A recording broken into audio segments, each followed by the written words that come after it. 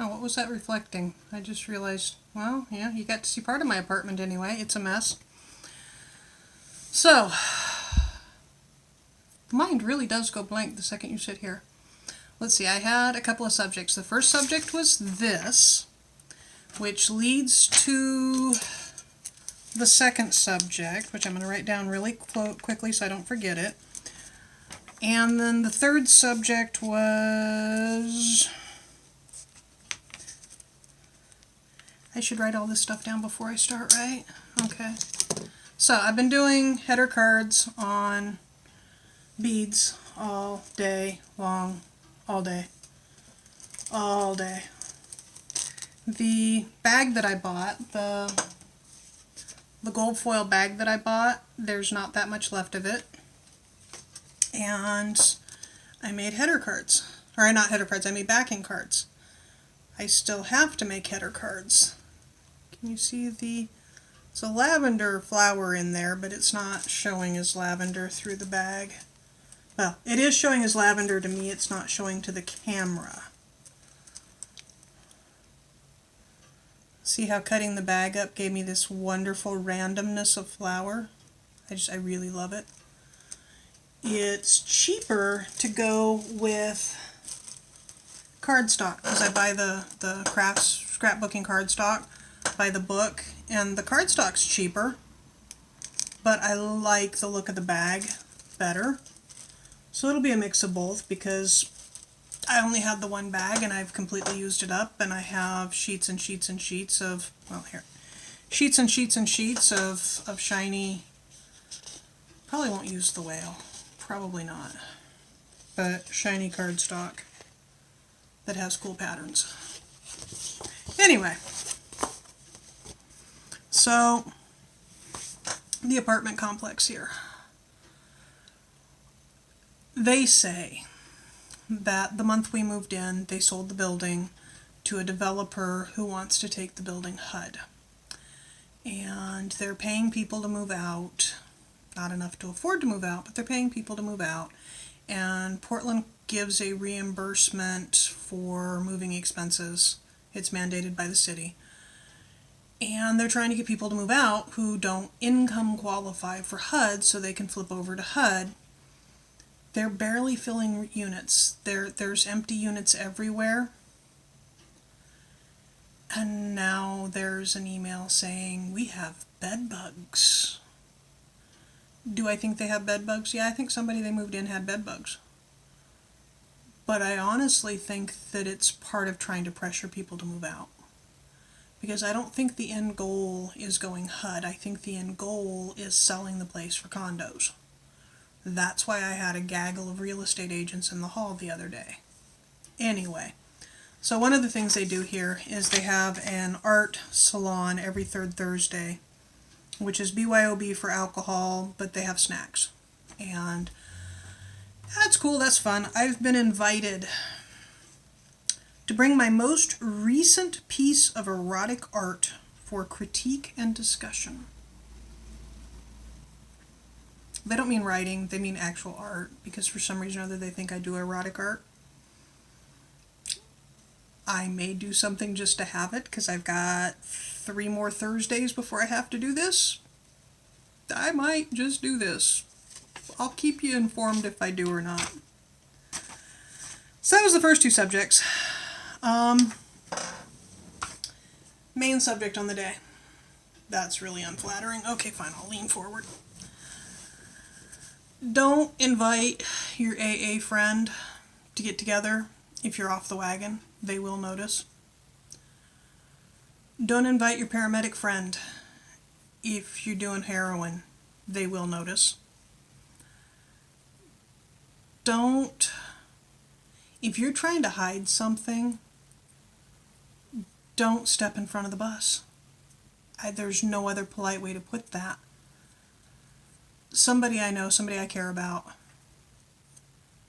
glanced over at them the other day and got hit in the face with the fact that they are on opioids of some form. There are distinct side effects from opioids. I trigger other people's radar on it because I have the rock hard fingernails, but I have the rock hard fingernails because I have prescription pain pills and because I have a dead kidney. And the dead kidney causes creatinine excretion. And my family genetically has strong curved fingernails. This person, when you're shooting heroin, when you're using large quantities of OxyContin or other opioids, your face melts. There's no polite way to put it. You look like skin stretched over a skeleton after a while. You look like somebody in final stage cancer. And if you don't have cancer, then there's no other reason for your face to melt, really. So if I glance over at somebody that I've known for a while and I suddenly see face melt, it throws every alarm bell. So that was a really not a positive thing the other day, a while back. And it's been on my list of things to address.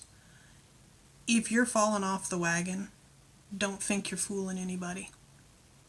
If you're using, don't think you're fooling anybody. Adults are just too polite to point it out in our culture. We all notice. Some of us go, hey, what was that? And most of us just go, maybe I won't get together with them the next time. Maybe we won't go get coffee next week.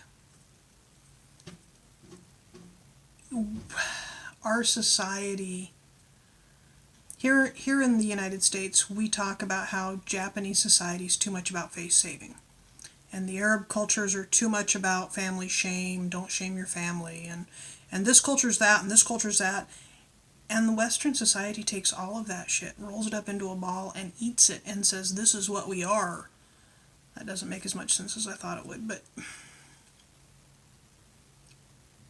people don't say to your face, hey, it looks like you're using drugs, is there a problem? Because people have learned that if they say that, they either have to take responsibility of the problem for you and help you get help and be your nursemaid for the next 5 years, and you're a person that gets called, and if the person's sliding down a hole, they'll pull you right after them. So nothing gets said. But we notice. And yes, I did say something to that person. And yes, they did give me a bullshit cop-out answer. So, people notice. If you're falling off the wagon, don't think you're getting away with it. That's that subject. Too serious. We need a lighter subject. I have Nutella. It's not empty yet. It's not empty yet. I opened it about an hour ago. Gotta quit saying So, other subjects. Coming back to subjects. Okay, let's talk about medicine. People have asked a lot of things. People will talk about how their doctor was wrong. My doctor thought I had this and they were wrong. Yeah, my doctor thought I had a lot of things and they were wrong. Modern medicine is diagnosis by elimination and diagnosis by symptom. Or, to put it more correctly, diagnosis by symptom and diagnosis by elimination. I think you have a throat infection that's causing your cough and your fevers. So I'm going to give you antibiotics. You're still sick. Must not be a throat infection. So if it's not a throat infection, and you're still sick, so things that cause a sore throat that aren't treated by antibiotics, let's check your thyroid levels. I think you got a thyroid problem. No, not thyroid. You're still sick. Let's check arthritis. No, not arthritis. And they just keep going down the list. Because there's only so many things that can cause a chronic sore throat.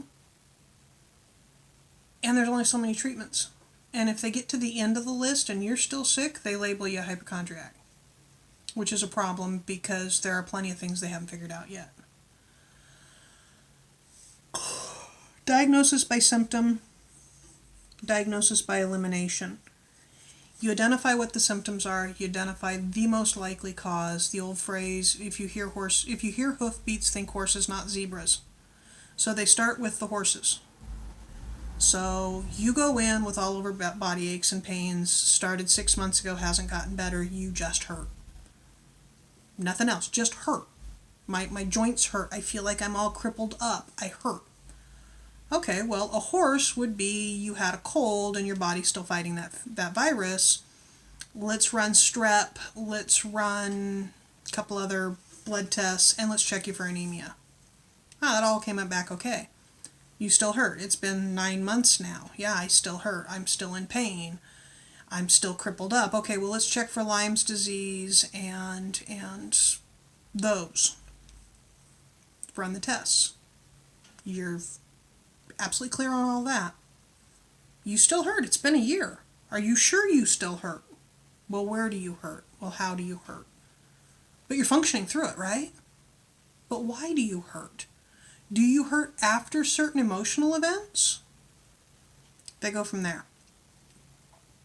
Every time you go in, and your doctor can only see you every 6 weeks to 2 months because of scheduling, he comes up with a new thing it might be, because he's gone from horses to wild horses, from wild horses to donkeys, from donkeys to what sounds like a horse but isn't a horse, that's local, maybe cattle, from cattle to maybe kittens, and he hasn't touched zebras because zebras are over there. They're not here. People here don't get that. And it can take 3 years before they get to the zebras. And one of the things, like with non-Hodgkin's lymphoma, it takes an average of 20 years for indolent non-Hodgkin's lymphoma to be diagnosed. Celiac takes an average of 12 years before it's diagnosed. That means you've had all the symptoms for 12 years going back to the doctor. Well, is it IBS? Well, is it Crohn's? Well, maybe you have a food allergy. Maybe you just eat too much sugar. Maybe you need a new diet. Maybe you're just looking for attention. Years. And while you're going through this, you go to the doctor, and the doctor says, I think it's non-Hodgkin's lymphoma. So you tell everybody in your life, hey, I got non-Hodgkin's lymphoma. That really sucks. And then 2 years later, the doctor says, well, it's not non-Hodgkin's lymphoma. I think it's adult active Tay-Sachs, and you're fucked, and you're going to be dead in 2 years. So you tell everybody in your life, my doctor says I have adult activated Tay-Sachs, and I'm going to be dead in 2 years. And 2 years goes by, and you're not dead. The doctor says, well, no, that's not what it is. We're going to go back to the non-Hodgkin's, but we're going to label it indolent. So you tell everybody, no, the doctor says it's non-Hodgkin's now. And every time you go to the doctor, you say, I was diagnosed with rheumatoid arthritis as a child, and I was diagnosed with Ehlers-Danlos as a child. And they say, no, you don't have all the symptoms for that. That doesn't match. When you have all the symptoms for both of those, just not for one and one. Anyway, the end result is that the people in your life start treating you like a hypochondriac, because modern medical care can't shotgun the approach. They can't say, well, you might have one of these 9 things. Let's start with the most serious and work our way back to the simple. Let's start with the zebra and work our way back to horses. Because if they did that, they'd eliminate shit a lot faster, a lot easier, and relieve a lot of stress. Okay, you go in, your gut's been healthy your whole life, and suddenly you've got irritable bowel. Okay, well, let's see. You might have picked up some parasites, you might have developed celiacs, and you might have gut cancer. Let's do an MRI and rule out that gut cancer while we take you off of all gluten to make sure it's not celiacs, and I'm going to give you an antiparasitic to clear out those wormies. And if none of that makes a difference, then we'll look at diabetes in your health and your weight. No, they don't do that. They start by saying, oh, you have irritable bowel, you're probably eating too much. Oh, you have irritable bowel, you shouldn't binge eat at the buffet. Oh, you have irritable bowel. That's probably nerves. Would you like a Xanax? Instead of starting at what might make a difference. Because I don't know why anymore. I gave up on medicine a long time ago. That's pretty much, let's see, we're at 14 minutes. That's a pretty good length. Anyway, I'm doing beads. I'm sitting here. I'd show you the pile, but it's kind of overwhelming of beads ready to be put onto cards because I have to hang them on little things before I can hang them on cards. There, that one looks better from that side. So yeah, that's one of my leopard printy ones. And what you can't see with the camera is that there's 5 different shades between the black and the white. There's 3 different grays in there, and there's sparkles. And I really need to figure out a camera that can catch everything, because that camera just cannot catch everything. Anyway, I'll talk to you later. Bye-bye.